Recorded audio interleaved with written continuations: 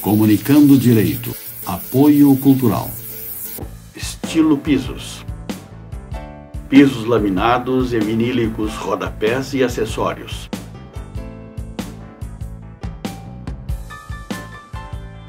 Mão de obra própria, entrega imediata.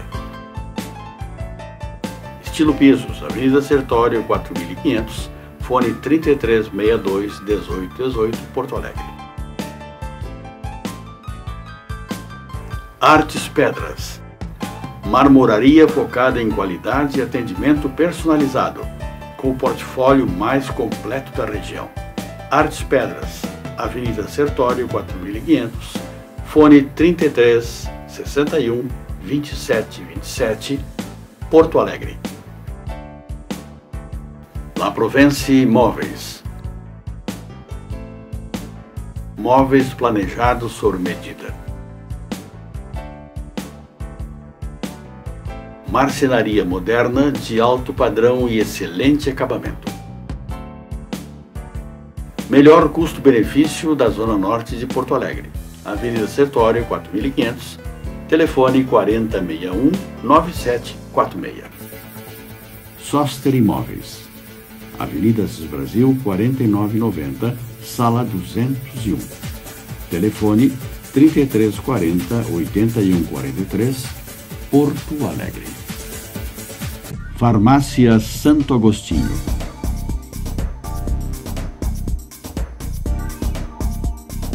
Rua Pero Lobo Pinheiro, 2071. Fone 3340-7910, Sarandi. Farmácia Pastoriza. Rua Bernardino Silveira Pastoriza, 561. Fone 3381-3494, Porto Alegre.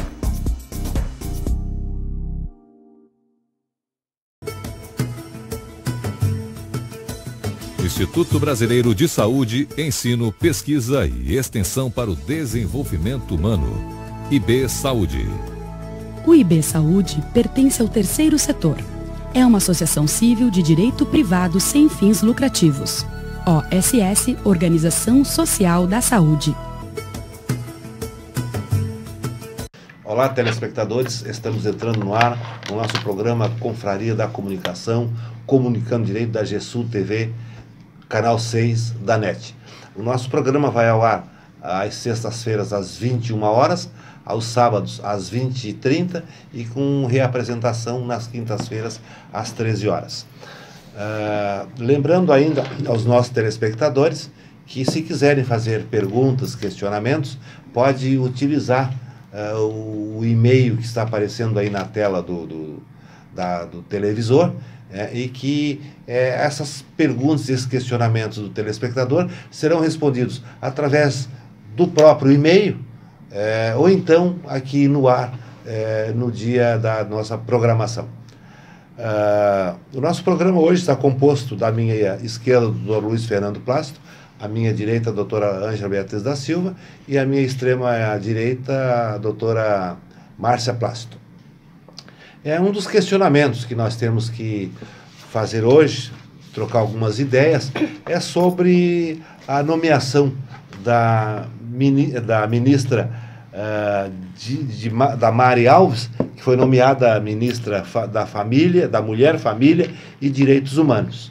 E eu perguntaria aos colegas o que acharam da nomeação, se ela pode vir a fazer uma boa gestão no Ministério da Mulher e da Família.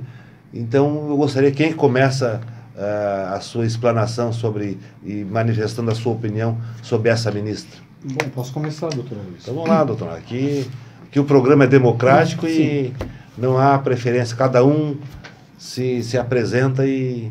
A ministra Damares, ela tem como padrão ideal de sociedade a mulher depender do marido. Aí, que é uma coisa errada. Para mim, ela já começa errado. Então, tem uma frase célebre dela que eu vou ler aqui. Me preocupo com a ausência da mulher de casa. Hoje a mulher tem estado muito fora de casa. Costumo brincar como eu gostaria de estar em casa toda a tarde, numa rede, e meu marido ralando muito, muito, muito para me sustentar e me encher de joias e presentes. Eu acho um absurdo uma ministra ter uma frase dessa em pleno século XXI. Aliás, prega... ela deveria fazer isso, ficar em casa, não assumir o ministério. Não, na verdade, ela prega a submissão da mulher.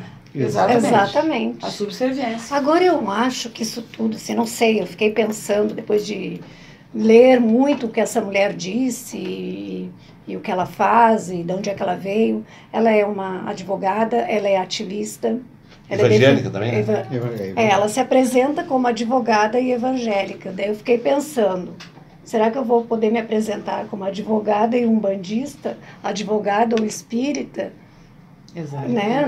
Não faz parte do currículo a religião. É como se fosse mais um título. Né? Não diz é só religião, não. Mas enfim, daí eu fiquei pensando que por tudo isso que diz que ela defende os direitos dos índios, mas agora já estão dizendo que tem sequestro de criança, rapto de menores para adoção ilegal. Eu achei que era tanta coisa, era tanto machismo, tanto absurdo, que parecia que ela estava representando um papel de mulher dócil, de mulher submissa, para ganhar a simpatia do povo, né? Tanto dos homens, porque tem muitos homens que acham lindo esse discurso.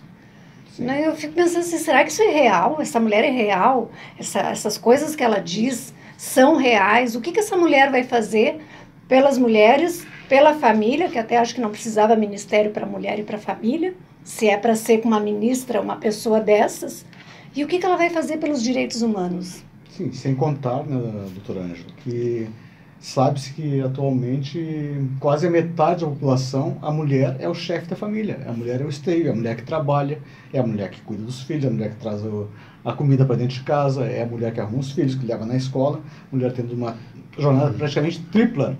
Como é que a mulher ficar em casa dependendo de um marido que vai bancar? Em que se pede a legalização do aborto no país, e uma legalização não é porque daí todo mundo vai sair fazendo aborto, mas é porque a cada 2 dias morre uma mulher em consequência de abortos mal feitos, porque quem tem dinheiro vai fazer numa boa clínica com um bom médico. Quem não tem vai fazer na parteira, na curandeira da esquina, ou vai tomar um comprimido, enfim. E isso dá um prejuízo enorme também para o país, para a saúde. Né? Então, a legalização seria para que as mulheres brasileiras, quem tivesse que fazer um aborto, tivesse condições de fazer isso com assistência médica, evitando os riscos, né, de um procedimento tão invasivo que é o aborto. Aí, nesse momento que se luta por isso, me colocam uma mulher dessas, né, uma ministra, para pedir exatamente o contrário, né, que a mulher volte para dentro de casa. E seria um retrocesso. Um retrocesso. E aí, como se só isso não bastasse, porque para mim, em pleno século XXI, dizer que a mulher deve ficar em casa, deveria, já é um retrocesso. Aí ela me sai com uma coisa pior, que é a bolsa estupro.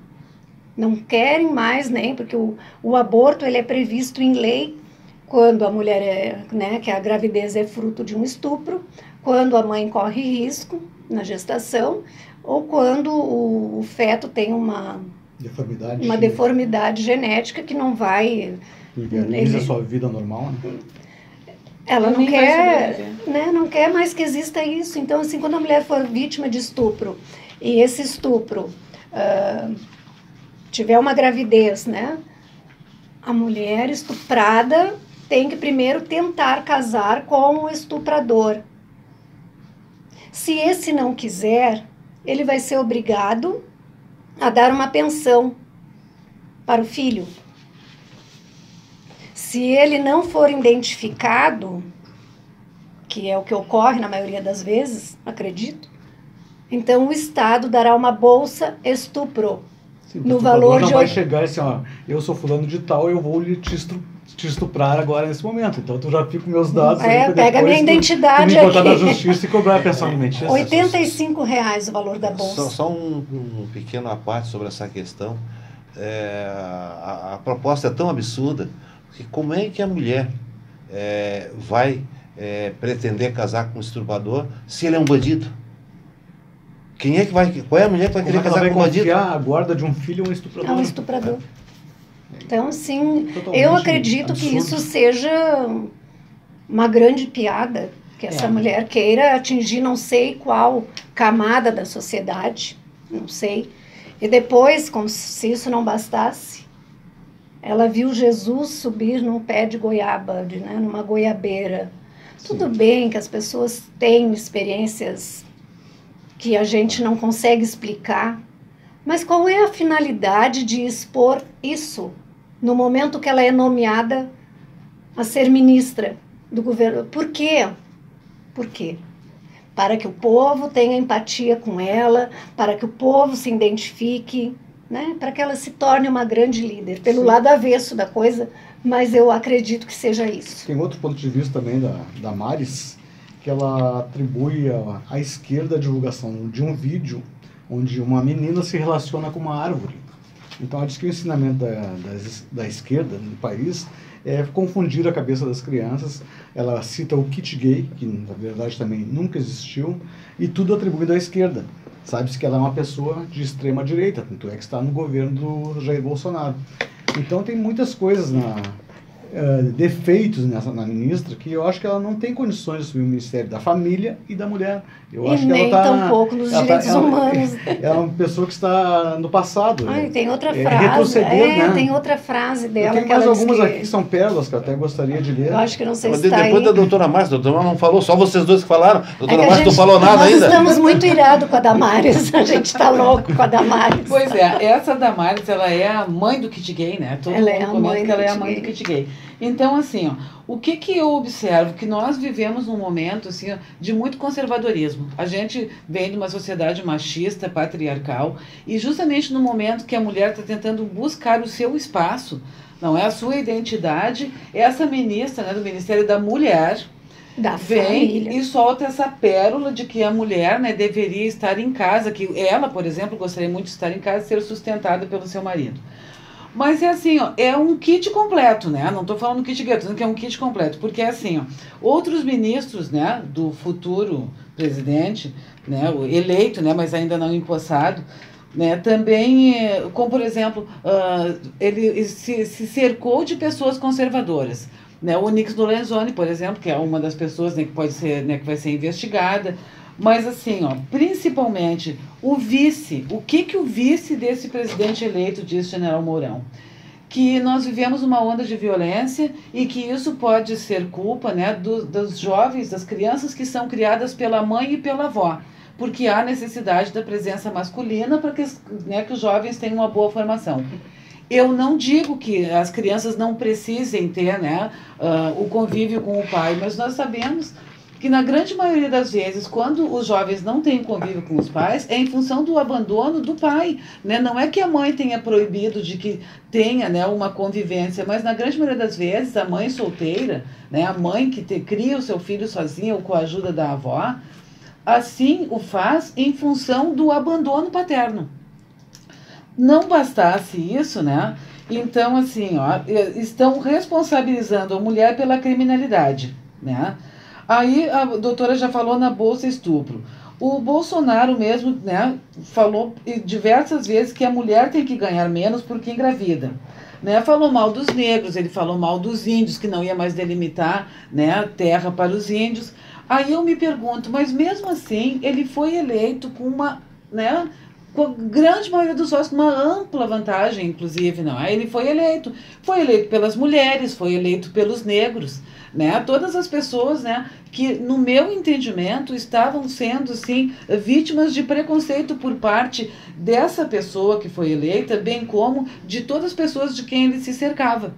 Né? Votaram porque, o que eu entendo, eu atribuo isso ao medo institucionalizado, né? Porque o que foi colocado? Como se um governo de esquerda, ele não pudesse nem utilizar a bandeira verde e amarela, porque a bandeira verde e amarela é a bandeira do Bolsonaro, é a bandeira da família.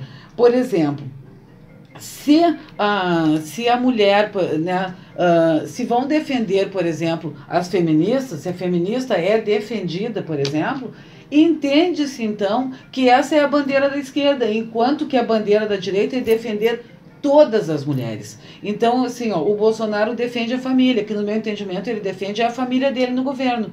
né? Eu estava assistindo ontem ainda um debate entre feministas e advogadas, né, mais conservadoras. E eu achei muito interessante que foi colocado, né, pelas feministas, que na verdade esse governo do Bolsonaro está parecendo que vai ser assim, ó, uma empresa familiar. Né? Porque assim, o Bolsonaro se cercou, obviamente, de pessoas da confiança dele, como qualquer, né, qualquer outro político faria a mesma coisa, não vai colocar pessoas que não confia. Então, assim, gente, eu acho que nós estamos realmente numa situação bastante difícil. E quando a mulher, nesse governo, né, se encontra numa situação de determinado destaque, como é o caso da futura primeira-dama, ela chega no Palácio da Alvorada e ela simplesmente determina que sejam retirados os símbolos religiosos que lá estão.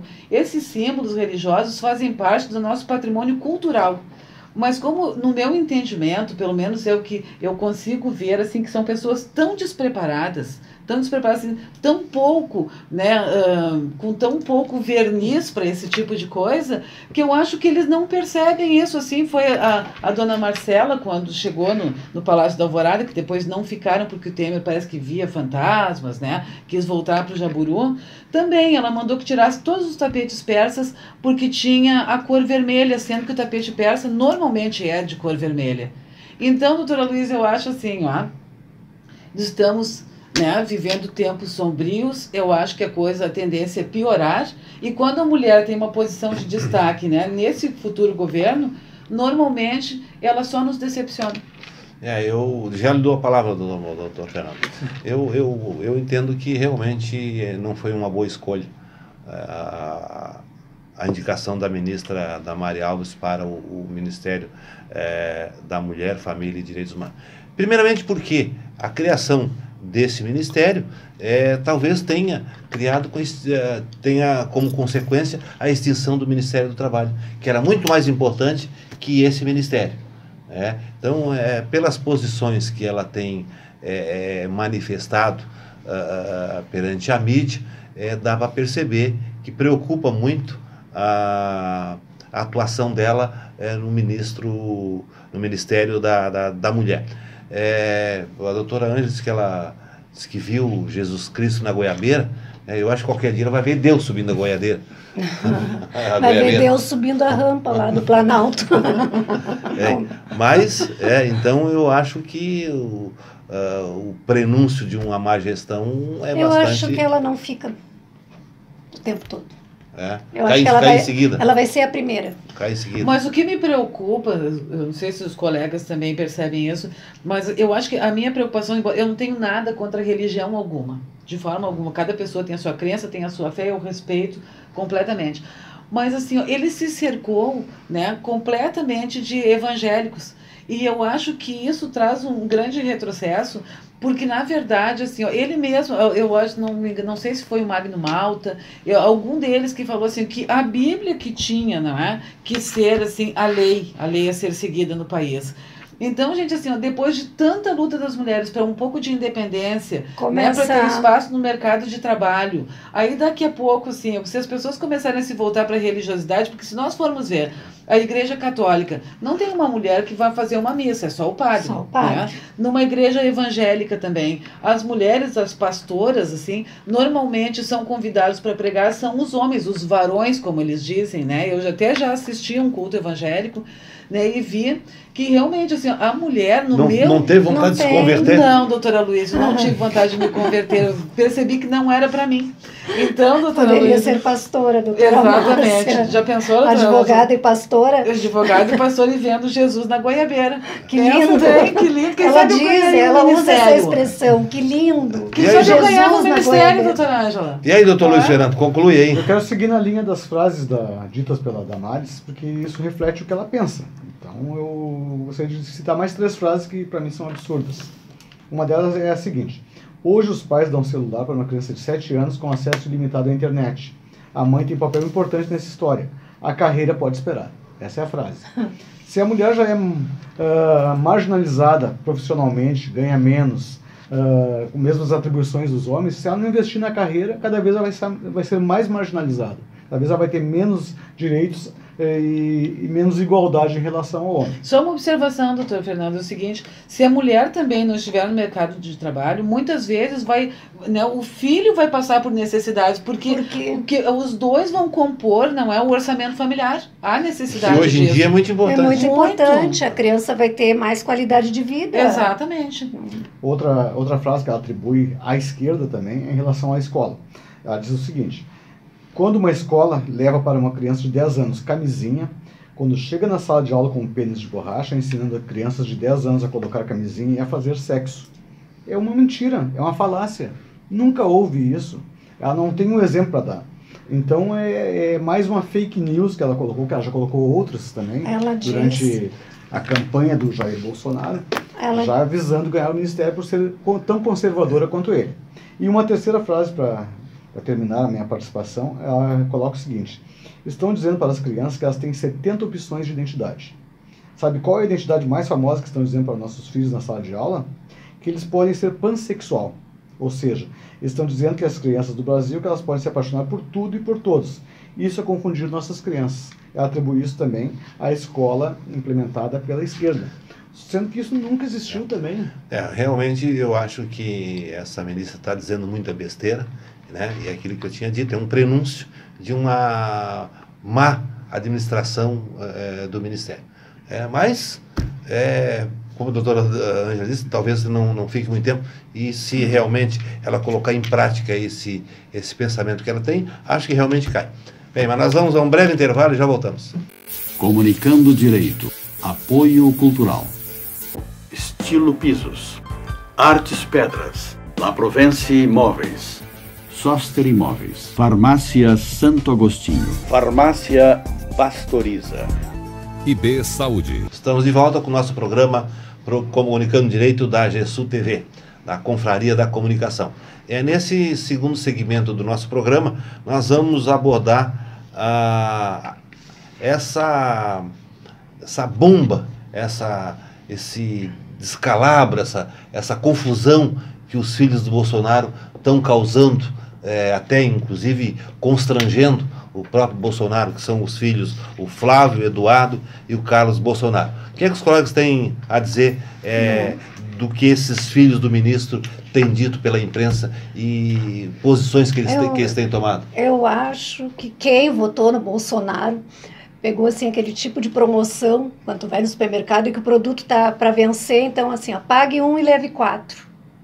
Foi o que aconteceu. Votou no Bolsonaro, levou mais 3 filhos, né? Cada um mais louco que o outro. Conseguem ser piores que o pai. Né? Mas a última... Então se esforçam muito. Eles se esforçam muito para ser pior que o pai. O Eduardo Bolsonaro foi ao Chile e lá eu não me lembro o evento que teve no Chile sobre o conservadorismo da família. Ele enalteceu o Pinochet.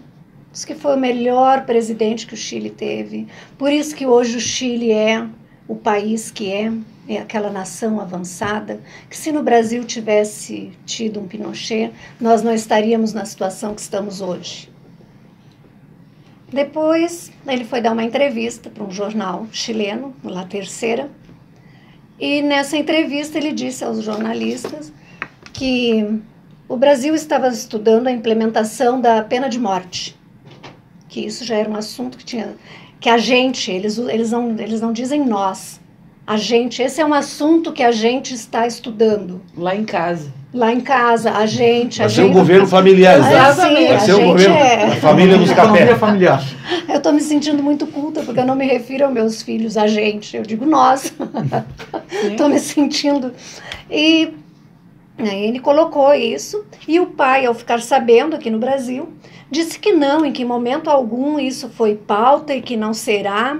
É que o garoto fez uma viagem para a Indonésia, quando aqueles 2 brasileiros foram, né, executados na pena de morte, porque traficaram drogas, e ele disse que isso era muito... E aí ele foi lá estudar isso. Aí eu fiquei pensando assim, por que esse rapaz não foi para a Polônia visitar um campo de concentração onde milhões de pessoas morreram? judeus, ciganos, homossexuais e adversários políticos. Por que quando eles não saíssem da Polônia, ele não fosse até a Alemanha e fizesse um elogio a Hitler? Foi uma pena que ele não fez isso, porque daí ele estaria preso.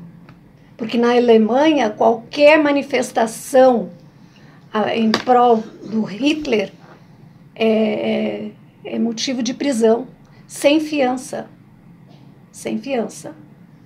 Para essa criatura entender um pouco mais da vida. Como que num Brasil, do jeito que está, vai ter pena de morte.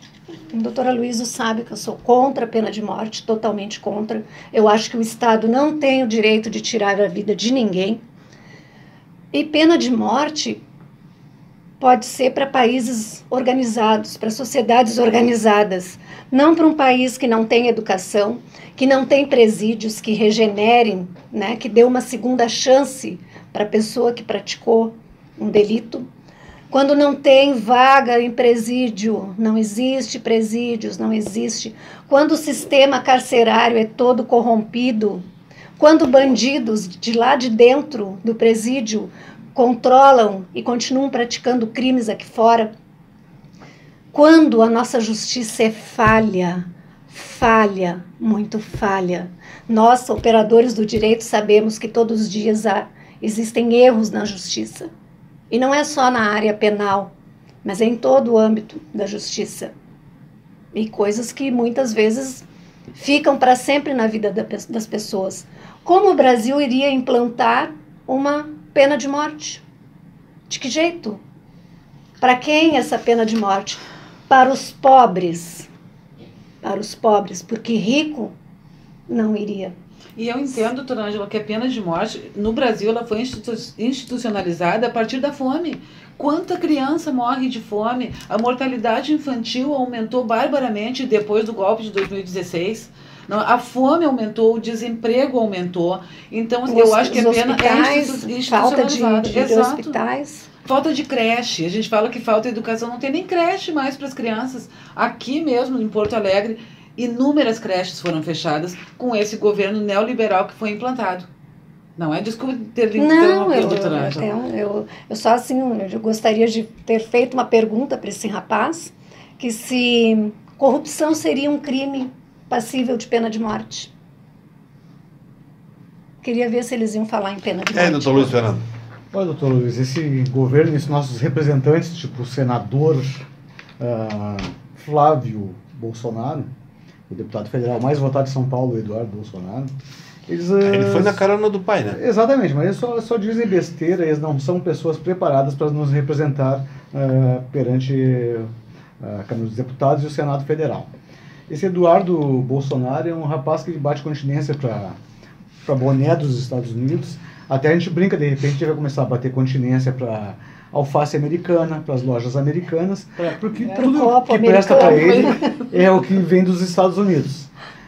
O Flávio Bolsonaro, senador eleito pelo Rio de Janeiro também, está sendo investigado pelo COAF, através do seu motorista, o Fabrício Queiroz, que misteriosamente sumiu, ninguém acha ele. Tomou Doril. Tomou Doril, sumiu mesmo.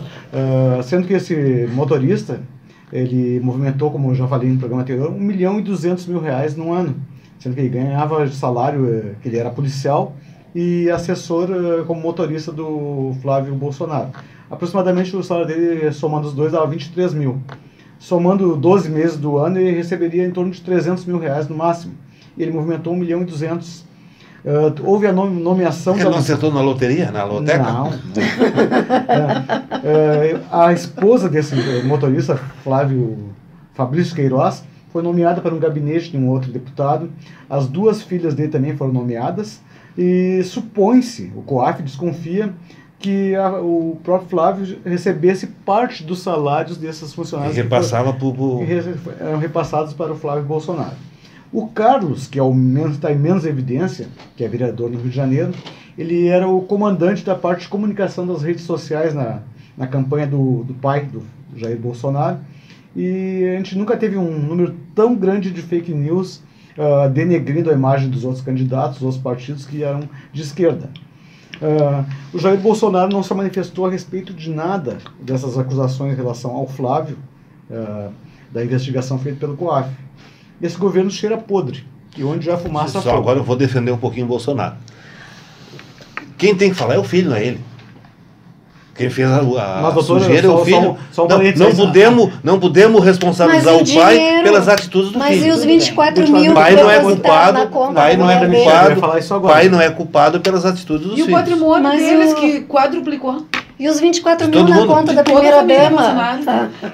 Eles são econômicos, eles também são econômicos. Muito econômicos. Eu costumo dizer que agora, no próximo governo que vai entrar, tem 2 paladinos, que é o Jair Bolsonaro. Para mim ele é o paladino da honestidade e da moral, sendo que ele prega uma coisa e faz outra. E o paladino da ética e da justiça, que é o super-ministro da justiça, o Sérgio Moro. Esse aí eu endosso. E a paladina essa aí foi uma boa escolha. E a paladina da família, que é a Damares. Eu acho que o Jair Bolsonaro, o chefão da família Bolsonaro, ele se elegeu ludibriando seus eleitores. Que ele pregava muito a moral na família, mas na família dele. Que ele não vê o lado da família pobre. Ele, já que está tirando direitos, ele mandou extinguir o Ministério do Trabalho. Então, tudo é para prejudicar quem não tem condições do país. E o seu super-ministro é o que desculpa o chefe da Casa Civil, que confessou ter recebido Caixa 2, sendo que ele tinha dito... Não foi um caixinha. É o que sai correndo quando pergunta. Foram 2 oportunidades que ele recebeu Caixa 2. Ele pediu desculpa, fica por isso mesmo. Ele devolveu o dinheiro, então, também, né? Em relação à mulher do presidente Jair Bolsonaro, ele diz que é uma coisa que não tem grande relevância, então não tem por que ser investigado. A mesadinha da semana. Não, mas é a esposa do patrão, né? Sim. Para ela ir ali comprar um sapato. Para mim, sendo paladino da ética e da justiça, ele foi um juiz muito seletivo. Ele não apreciou o processo em relação ao presidente Lula. Ele não tinha provas, ele usou de artifícios jurídicos para haver uma condenação, que foi reforçada pelo TRF4. E como havíamos conversado antes, para mim existe um conluio de vários do STF, do TRF4, da República de Curitiba, tudo para eliminar a esquerda. As divulgações de delações que só prejudicavam a esquerda eram reveladas diretamente para a Rede Globo, momentos antes de uma eleição em segundo turno. Então, esses paladinos, para mim, são paladinos de brinquedo. Sendo que ele já tinha sido convidado para ser ministro. Doutor Luiz aceitou em questão de 24 horas. Doutor Luiz Fernando, data vênia dessas manifestações acerca desse conluio de juiz Sérgio Moro, de TRF, para condenar o Lula, eu teria que admitir que o Brasil todo estaria contra o Lula. O Jucá já disse isso, né? Com o Supremo, com tudo. Isso, para mim, seria inadmissível. Não, até não digo o Brasil todo, doutor. Se efetivamente isso ocorresse, aí seria o fim do Brasil. O Brasil todo não, doutor Luiz, porque o Lula era o candidato que estava à frente nas pesquisas em qualquer eleição que conseguiria. Eu não acreditava que ele viesse a ganhar, eu não acreditava. Apesar de que ele estava na frente das pesquisas, eu não acreditava. Eu tinha dúvidas. Eu tinha fundado as dúvidas acerca disso. Mas eu queria também falar um pouquinho sobre a família Bolsonaro. Eu entendo que eles estão fazendo uma atrapalhada atrás da outra. E acho que isso vai prejudicar muito o governo do pai. O Carlos, parece que é vereador no Rio de Janeiro, já quebrou os pratos, porque ele parece que queria uma secretaria e não vão dar essa secretaria. Ele já se afastou do lado da transição do governo. Ou seja, está havendo lá uma briga de bugio. Então acho que esses filhos vão prejudicar muito. E também eu acho que foi o Flávio que disse que por ser senador tinha que ter um tratamento diferenciado, porque é o filho do presidente. Mas todos são iguais perante a lei, não tem porque é filho de Bolsonaro que vai ter tratamento diferenciado. Isso é o que a gente pensa, né? Mas eles não pensam assim. Foram requisitados até carros blindados para os filhos do Bolsonaro. Realmente me preocupa muito esses filhos do Bolsonaro, que acho que eles vão colocar em risco um eventual, não digo bom governo, porque não sabe se ele vai fazer um bom governo, um eventual bom governo que ele possa vir a fazer. Eu estou preocupado com isso. Ai, gente, eu tinha que falar no convitezinho de Cuba e da Venezuela. Fala então, doutora Márcia. Olha só, uma coisa que eu fico pensando assim, eu nem sei o nome, qual é filho, eu sei que são os filhos do Bolsonaro. Então, assim, Aí eu me pergunto, com toda essa atrapalhada, com todo esse dinheiro, não é, que esteve na conta desse motorista desaparecido, mas é assim, normalmente essas coisas em relação ao Bolsonaro, elas desaparecem, o motorista desapareceu, o Adélio Bispo da fakeada também, cadê o Adélio Bispo? Né? Como é que eles são pessoas tão, pareciam ser tão raivosas, eles não tocaram um dedo no Adélio Bispo, depois do Adélio ter esfaqueado o futuro, né, o candidato à presidência. Mas provavelmente foi faca de plástico, dura, Márcia. Pode ser, aquela que some assim a lâmina. Aí eu fico me perguntando, o Adélio Bispo sumiu, o motorista sumiu. Não, o Adélio está no presídio, não sumiu. Está no presídio. Se ninguém nem fez uma entrevista com o Adélio, né? Nada aconteceu. Preso não tem entrevista, preso não tem entrevista. Não é assim, doutora Luiz. Até o Fernandinho Beiramar pôde dar entrevista. Aí eu me pergunto assim, ele sumiu, o Adélio Bispo sumiu, esse motorista, que eu já nem lembro mais o nome dele. Fabrício Queiroz. Sumiu o Ministério Público, cadê o Deltan Dallagnol? Cadê o Ministério Público Federal, que está sempre farejando, não é? A Procuradora-Geral da República. Exatamente, cadê a Raquel Dodge? E daí eu pergunto, cadê o Moro? Aí o Moro, questionado, diz assim, não, isso é um fato isolado. Né? Aí o Moro desaparece porque isso está acontecendo com o patrão, então ele não pode se manifestar.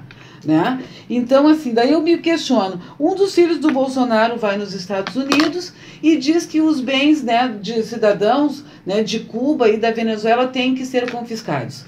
Os médicos cubanos saem daqui... Sim, mas eles não convidaram o Maduro para a posse? A doutora Ângela vai se manifestar, doutora Luiz. Aí ele diz isso, né, em relação a Cuba, né, principalmente em função do fato de os médicos cubanos aqui, que onde já se viu, deixarem parte do seu salário lá, né, para Cuba, sendo que isso é investido, como nós já conversamos aqui, para a saúde, para a educação lá em Cuba, e isso os funcionários concordam. Mas eles não acham que está errado eles ficarem com parte dos salários dos seus funcionários, que são pagos com os nossos impostos. Um percentual muito maior do que dos médicos cubanos. Muito maior, essa movimentação toda, os bens deles que, né, aumentaram assim, em ordem geométrica. Fantasmas. Funcionário fantasma, auxílio moradia. E se realmente esse fato ocorreu, esse aumento de patrimônio, imagine quando terminar o mandato. Pois é, o Bolsonaro falou também, doutora Luiz, que ele era a favor das milícias, porque se milícia não estivesse ali para matar bandido, ele era a favor. Agora parece que é um miliciano que matou a Marielle Franco. Prenderam hoje. Exatamente. Então, daí, uma outra coisa, assim, ó, ele é a favor, por exemplo, da redução da maioridade penal. Né? Porque o jovem, então, ele é usado, né? É usado no mundo do crime, e daí, assim, ó, o jovem tem que ser responsabilizado. Quando o garoto dele, de 34 anos, diz que fechava o congresso com um jipe e um soldado, eles que era coisa de menino ter dito aquilo. Né? Quer dizer, com 34 anos ele entende que o filho dele é um garoto, enquanto um menino de 16 anos da periferia, que passa fome, que não tem acesso à educação, que não tem acesso a ter qualidade de vida, tem que ser responsabilizado penalmente. Então, gente, assim, ó, uma coisa que eu sempre falei, neste governo, de 2016 para cá, e principalmente que vai começar a partir de janeiro, pau que bate em Chico não bate em Francisco. Porque o filho do rico é um menino aos 34. O filho do pobre da periferia tem que ser responsabilizado. Ali foi força de expressão. Não foi, doutora Luiz. Ele vai proteger a prole dele vai poder fazer e acontecer como está fazendo, não é? Batendo continência para a alface americana. Então, doutora Luiz, assim, ó, eu não tenho, esperança nenhuma de que esse governo venha a ser bom para a população. Vai ser bom para a sua casta. E eu não acredito que vai ser bom, mas eu tenho esperança. Mas esperança é como? A gente vê, doutora Ângela, e sobre os convites lá para a posse, doutora Ângela. Chega a ser cômico. Convidaram Cuba e Venezuela para a posse, os presidentes, para a posse do Bolsonaro. Aí eles responderam que não viriam. Bolsonaro disse que não ia convidar Cuba, o presidente de Cuba, nem o presidente da Venezuela, o Maduro, para a posse dele, que ele não queria esse tipo de gente. Até acho que foi um filho que falou também, não me lembro qual deles, que não queriam esse tipo de pessoas, de gente, porque eles gostam de gente, né? Uhum. Eles não queriam esse tipo de gente na posse. Aí depois, quando divulgaram isso, que a Venezuela ficou sabendo, que ele tinha dito que não queria esse tipo de... Mostraram o convite, 2 convites. Um da embaixada do Brasil na Venezuela, convidou o presidente, e o outro do Itamaraty. Eles tinham sido convidados 2 vezes. E o presidente de Cuba também foi convidado pelo Itamaraty. E aí agora eles foi uma confusãozinha, mas eu não convido, eu desconvidei. Foi o que ele disse. Eu desconvidei. Isso aí para mim representa, parece aquela história da raposa e as uvas. Estão ver, ela não consegue alcançar, estão ver como eles não quiseram. Então foi um engano, né? Então, vergonha. Isso simplesmente nós somos vistos assim de uma maneira vexatória no exterior. Aí eu me pergunto assim, uma coisa que nós já conversamos, eu acredito, doutor Ângelo, assim, a gente via o povo alemão assim como um povo nazista, né? Hoje nós somos vistos como fascistas fora do país. É constrangedor isso, gente. Daí assim, ele vai lá e elogia o Pinochet no Chile. O maior ditador da América Latina. O maior conservador chileno não tem coragem de elogiar o Pinochet. Pessoal, a discussão tá boa, mas o nosso bloco... Nós, de repente, voltamos no segmento do programa. Vamos a um intervalo e já voltamos. Comunicando Direito. Apoio Cultural. Estilo Pisos. Artes Pedras. La Provence Imóveis. Soster Imóveis, Farmácia Santo Agostinho, Farmácia Pastoriza. IB Saúde. Estamos de volta com o nosso programa Comunicando Direito da GESUL TV, canal 6 da NET. Nesse segmento agora eu gostaria sim de uma opinião rápida dos nossos colegas, porque nós temos que responder as perguntas dos nossos telespectadores, que faz no programa anterior, já não respondemos a nenhuma delas. Então eu pediria durante 1 minuto ou 2 no máximo, que cada participante aqui da bancada desse a sua opinião sobre essa questão da prorrogação do ICMS, que estava para findar agora o prazo, e o governador eleito, o Leite, pretende a renovação por mais 2 anos. O que é que os colegas acham? Tem que renovar essa prorrogação ou não? Eu acho que é justo que ele tenha pedido a renovação que continuasse a alíquota em 18%, a alíquota base do ICMS, tendo em vista as dificuldades financeiras que o Estado passou. 18 passou para 30, está em 30 hoje. Sim, mas a alíquota base, sim. Não serve para outros tipos de cobrança de impostos. Porque ele também, na campanha, ele pediu que ele queria que continuasse por mais 2 anos, e foi o projeto que foi para a Assembleia Legislativa e provavelmente tenha sido aprovada, que já contava, inclusive, com toda a bancada do PT votando favoravelmente. Então? Eu acho que é justo, porque o governo anterior teve ela durante 4 anos. Claro. E agora não vai tirar. Quando entra algum, vai tirar o índice e rebaixar. Eu acho que o nível de investimento do Estado já está baixo e pioraria. E aí, doutor Ângelo? Eu concordo com o doutor Fernando e espero que ele consiga manter. E nesse governo eu ainda estou tendo um pouco de esperança. Diferente do governo nacional, né, do presidente da República. Mas eu estou com uma certa esperança que ele consiga ainda fazer alguma coisa boa para o nosso Estado. E aí, doutora Márcia?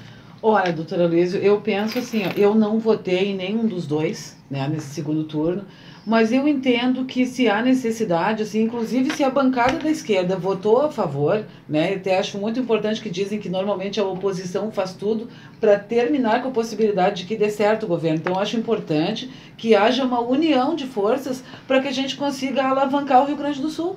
Então eu acho importante, embora a gente esteja sentindo no bolso, na gasolina, né, no supermercado, onde quer que a gente vá, que a gente, né, realmente nosso imposto é muito alto, né?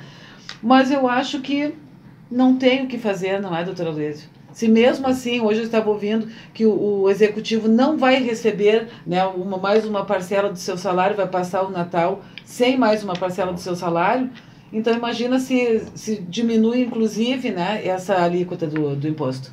Eu também eu sou totalmente contra uma tributação excessiva, né? Porque quanto maior a tributação do Estado, ele restringe a economia, ele é um inibidor da economia. Exatamente. Ele impede que a economia se desenvolva, até porque, em virtude da concorrência dos estados, né? Nós temos aqui em Santa Catarina, um estado vizinho, que a tributação é substancialmente inferior à nossa. Então aí o nosso estado deixa de ser competitivo perante as outras unidades da federação. Agora, não se pode, por exemplo, subtrair um recurso de um governador recém-eleito, e que vai receber o governo com os cofres raspados e que fique privado dessa receita. Eu acho que se ele ficasse privado dessa receita que até então o governador Sartori tinha, eu acho que inviabilizaria as finanças do Estado e agravaria, inclusive, o pagamento dos salários do servidor, que estão sendo pagos de forma parcelada e que, se subtrair essa receita, eles, em vez de parcelado, sequer vão receber parcelado. Então, eu acho que é de bom alvitre essa renovação por mais 2 anos, e depois sim, depois tem que extinguir. Aí tem que fazer pela vida, como diz o outro. Ele tem que dar um jeito de alavancar. Exatamente isso, tem que fazer pela vida. Sem contar que nós estamos pagando a dívida com a União, né? Exatamente uma isso. liminar, já está difícil, imagina se reduzir essa alíquota. Exatamente, então daqui a 2 anos, quando expirar o prazo, que parece que ele vai conseguir renovar, então eu acho que depois sim, aí... Então, ele que vai angariar recursos de outra forma, economizar, diminuir secretaria, sei lá, tem que descobrir fontes de receita. E fontes de receita não é só tributando, é reduzindo despesas. Ele está angariando recursos se ele reduzir despesas. Ou buscando investimento. Buscando investimento do Estado. Bom, mas aí para buscar investimento, o Estado tem que ser competitivo. Exatamente. Porque ninguém quer investir num Estado que não tenha... Que não oferece nada, né? Exatamente isso, né? Nossas estradas aí todas esburacadas, etc e tal. Bem, agora vamos passar a responder, pelo menos, se conseguimos responder algumas perguntas dos telespectadores. Doutora, faz a primeira pergunta aí. Telespectadora não identificada informa que estava aposentada por invalidez há 10 anos e foi convocada recentemente para uma perícia, que não reconheceu a incapacidade e perdeu a aposentadoria. Pergunta se está correto tal procedimento e o que pode fazer. A doutora Márcia é especialista. Bem, isso tem acontecido com muita frequência, né, atualmente no INSS, né, das pessoas serem chamadas, então, para fazer uma perícia, para verificar qual é a sua real situação de saúde, né, se ela permanece, né, incapacitada para o trabalho. E o que tem acontecido com mais frequência é o que eles chamam de mensalidade de recuperação, que a pessoa permanece percebendo durante meio ano ela vai receber 100%, nos próximos 6 meses ela recebe 50%, e nos 6 meses finais, então, ela passa a receber 25%. Se a pessoa não concorda com isso, ela acha que ela permanece incapacitada de forma total e permanente, ou seja, ela realmente permanece necessitando dessa aposentadoria por invalidez, ela pode entrar com um recurso, né, a partir dessa perícia, né, e daí, quando ela receber o resultado, ela tem 30 dias para entrar com o recurso. Esses recursos estão levando mais de 1 ano para serem analisados. Então, normalmente, depois que passa em torno de 45 dias, né, de 45 dias a 60 dias, ela pode ajuizar uma ação, então pedindo o restabelecimento da aposentadoria, com base no fato de que ela permanece incapacitada de forma total e permanente. O que ela vai precisar? Ela vai precisar dessa carta do INSS, né, que estabelece que a aposentadoria dela, então, está limitada, né, a sua data de cessação está, né, para 18 meses, então, 18 meses, exatamente. 18 meses, então, vai cessar a sua aposentadoria. Ela pode ajuizar essa ação com base em laudos dos médicos, não é, que são os seus médicos assistentes, com exames. Na Justiça Federal, o juiz vai estabelecer, então, que seja feita uma perícia por um perito judicial que vai verificar se a pessoa realmente permanece incapacitada para o trabalho e, então, dessa forma, o seu benefício pode ser restabelecido. Eu queria acrescentar alguma coisa sobre essa situação do aposentado por invalidez. Na verdade, o que é um aposentado? O aposentado é aquela pessoa que recebe a sua aposentadoria até o seu falecimento, e com o falecimento passa aos dependentes, se for o caso. Então, na verdade, a aposentadoria por invalidez não é aposentadoria. Ela não é aposentadoria porque tem o artigo 70, se não me falha a memória, do decreto 8.213 8.212 de 93, que diz que o INSS pode avaliar periodicamente o segurado. Então, normalmente 2 anos, né? Fica a critério dele. Agora, como houve essa onda do governo querendo caçar os benefícios, ele fez uma devassa em todos os benefícios, inclusive a aposentadoria de invalidez por 10 anos, etc. Então, me parece que é extremamente injusto essa situação. Porque a pessoa, para obter a aposentadoria por invalidez, teve um laudo pericial que disse que ele estava incapaz de forma permanente e definitiva. Ora, se ele estava incapacitado de forma definitiva, de forma permanente, total, como é que de uma hora para outra essa pessoa vai recuperar a sua capacidade? Né? Por exemplo, eu vou citar um caso de discopatia degenerativa. Aquela pessoa que com a idade está perdendo o ligamento dos movimentos, etc. Tal. Como é que de uma hora para outra essa mulher... Só um milagre para essa pessoa recuperar a capacidade. Aí o que acontece? O INSS chama a pessoa para fazer uma perícia, a perícia lá do INSS só olha lá, tu tá apta, vai para casa. A do INSS é assim, só olha a cara do freguês. Aí a perícia judicial, que não fica muito longe disso, a perícia judicial lá, o médico lá numa entrevista, analisa como é que tu tá, e etc. Não faz exame para saber se a pessoa tem aquela incapacidade que foi reconhecida definitiva há um tempo atrás, não faz nada, tu tá apto. E o juiz acolhe o laudo pericial. Então me parece assim uma injustiça tremenda. Se há um laudo dizendo que ela está incapacitada de forma definitiva e permanente e que aquela doença não tem cura, eu acho que essa aposentadoria não podia ser revista. Não, mas tem um detalhe também, doutor Luiz. Uma outra observação importante que eu acho que é o seguinte: as pessoas, quando elas são aposentadas por invalidez, elas passaram por um processo longo, são vários anos que elas estão se submetendo a perícias, e o seu benefício de auxílio-doença, que está sendo sempre prorrogado em função do problema de saúde. Daí, depois, assim, que eles passam por uma análise, né, muito profunda, que é concedido o benefício, né, da aposentadoria por invalidez. Então, eu acho que não é uma coisa assim, que do dia para a noite a pessoa foi lá e se aposentou por invalidez. Não. Claro. Ela se submeteu a inúmeras perícias para chegar nesse momento. Mas, de qualquer maneira, o perito judicial, que realmente a gente tem que reconhecer que ele não tem vinculação, como tem o médico do INSS, mas ele lá, palpa lá, mexe isso, faz aquilo. É um exame superficial. Então, na minha opinião, um exame superficial não tem condições de detectar se a pessoa está apta ao trabalho. E por isso que eu digo que ela tem que ter os laudos do seu médico assistente. E tem outro aspecto também, que tem alguns peritos da Justiça Federal que eles estão emitindo um laudo padrão, independente do exame que é feito, o mesmo laudo para várias situações. Exatamente. Eles se sentem ofendidos quando o laudo deles é impugnado pelo advogado. Isso é aquilo que eu tinha dito, é um exame superficial. Tanto é que é padronizado. Padroniza o laudo. Preenche ali o nome das partes.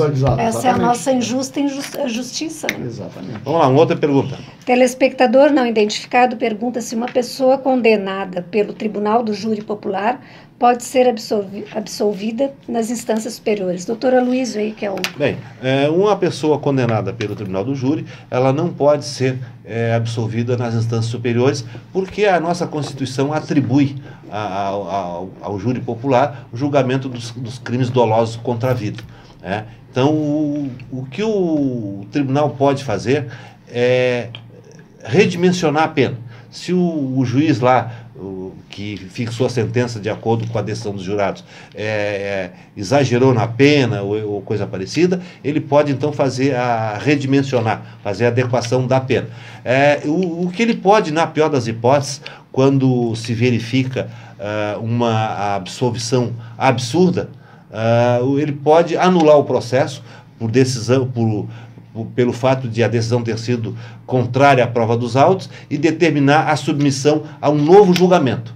Aí, nesse novo julgamento, se ele for absolvido novamente, aí ele já não pode ser mandado ao lugar, aí prevalece aquele julgamento. Então, como o povo que tem que julgar o cidadão, o Tribunal de Justiça não pode absolver nem condenar. Pode apenas fiscalizar a questão da prova contrária, a decisão contrária à prova dos autos, ou readequar a pena aplicada. Apenas isso. Então pode-se dizer que se ele for absolvido no Tribunal do Júri, não pode ser condenado na instância superior, e vice-versa. Se ele for condenado, não poderá ser absolvido. Não, se ele for absolvido na instância superior, ele pode ser anulado o júri na hipótese de que o tribunal entenda que a decisão dos jurados foi manifestamente contrária à prova dos autos. aí anula e manda fazer novo julgamento. Aí nesse julgado novamente, absolvido novamente, aí não tem mais anulação. Se houver alguma nulidade também? Não, aí a nulidade aí é outra coisa. Ou seja, ele não julga, ele não pode absolver nem condenar. Se ele reconhecer alguma nulidade, aí sim, por exemplo, lá se verifica que houve comunicabilidade entre os jurados que não pode. Né? No recurso, o advogado alega e prova que houve, os jurados se comunicaram entre si durante o julgamento, aí então, havendo nulidades, ele pode decretar nulidade e submeter a um novo julgamento, não absolver nem condenar. Bem, pessoal, está chegando só 2 perguntas. Bom, vamos pedir escusas aos nossos telespectadores, né? Conseguimos responder apenas 2 perguntas, mas no próximo programa nós vamos responder a várias outras que estão aqui na nossa pauta. Então eu agradeço a participação do Dr. Luiz Fernando, doutora Ângela, doutora Márcia, e nos despedimos dos nossos telespectadores, desejando um Feliz Natal. Até a semana que vem. Comunicando Direito. Apoio Cultural. Estilo Pisos. Pisos laminados e vinílicos, rodapés e acessórios. Mão de obra própria, entrega imediata. Estilo Pisos, Avenida Sertório 4500, fone 3362-1818, Porto Alegre. Artes Pedras. Marmoraria focada em qualidade e atendimento personalizado, com o portfólio mais completo da região. Artes Pedras, Avenida Sertório 4500, fone 3361-2727, Porto Alegre. La Provence Móveis. Móveis planejados sob medida. Marcenaria moderna de alto padrão e excelente acabamento. Melhor custo-benefício da Zona Norte de Porto Alegre. Avenida Sertório 4500, telefone 4061-9746. Soster Imóveis. Avenida Assis Brasil 4990, sala 201. Telefone 3340-8143, Porto Alegre. Farmácia Santo Agostinho, Rua Perulobo Pinheiro, 2071. Fone 3340-7910, Sarandi. Farmácia Pastoriza, Rua Bernardino Silveira Pastoriza, 561. Fone 3381-3494, Porto Alegre. Instituto Brasileiro de Saúde, Ensino, Pesquisa e Extensão para o Desenvolvimento Humano. IB Saúde.